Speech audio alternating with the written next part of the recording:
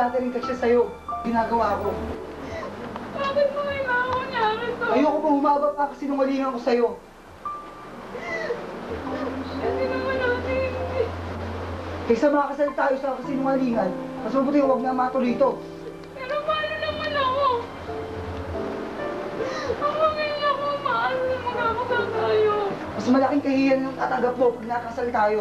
Pero tama na, ano ba? Ano gusto mo? Pilitin ko mahalin kita? Hindi kita mahal! Awa mo na. Awa mo na nito. Tigil mo nga ang kahibangan mo!